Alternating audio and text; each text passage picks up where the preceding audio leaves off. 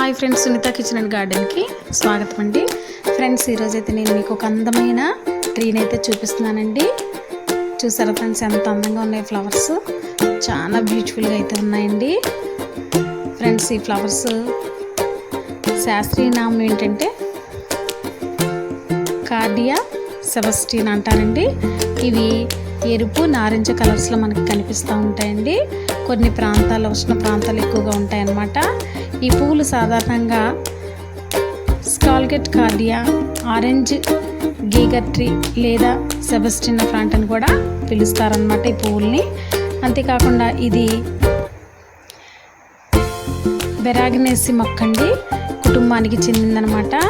అంతేకాకుండా దీని యొక్క లక్షణాలు, ఇది చిన్న చిన్న అందమైన చెట్టు అండి.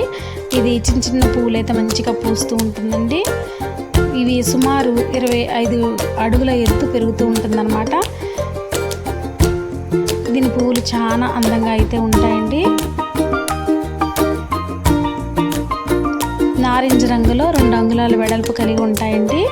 పువ్వులు గుత్తులు గుత్తులుగా కొమ్మల చివరిలో పూస్తూ ఉంటాయి. ఫ్రెండ్స్, చూసారు, గమనించారండి, కొమ్మ చివరిలో పువ్వులు అయితే ఉంటాయండి. అంతేకాకుండా పండ్లు అయితే పువ్వులు, ఆకులు 2.5 సెంటీమీటర్స్ పొడవు గల ఓరి పండ్ల ఆకారంలో ఉండే కండగల పండ్లండి. ఇవి సువాసన కలిగి ఉంటాయి ఫ్రెండ్స్. అంతేకాకుండా ఈ చెట్టుకైతే చాలా పేర్లు కూడా ఉన్నాయండి. ఆంగ్లంలో దీనిని సార్లెట్ కార్డియా అని పిలుస్తారండి. ఆరెంజ్ గీగర్ ట్రీ అని కూడా పిలుస్తారు ఫ్రెండ్స్. ఇది చాలా అందమైన బ్యూటిఫుల్ ఫ్లవర్స్ని అయితే మనకి ఇస్తుందండి. తెలుపు నారింజ కలర్స్లో అయితే ఈ ఫ్లవర్స్ అయితే మనకి లభిస్తూ ఉంటాయి ఫ్రెండ్స్. ఈ మొక్క కాస్ట్ కూడా చాలా తక్కువగా ఉంటుంది ఫ్రెండ్స్. మరి ఇంత అందమైన ట్రీని మీ గార్డెన్లో కూడా తప్పకుండా మీరు వేసుకోండి ఫ్రెండ్స్. ఇది మన గుమ్మంలో పెరట్లో ఒక మొక్క ఉంటే చాలండి, చాలా ఎత్తు అయితే ఎదుగుతుందంటండి. 25 అడుగులు ఎత్తు పెరుగుతుందంటండి. మరి కొమ్మ చివరిలో అయితే ఫ్లవర్స్ అయితే వస్తూ ఉన్నాయి. చూసారు ఫ్రెండ్స్, ఇది చాలా చిన్న మొక్క అండి.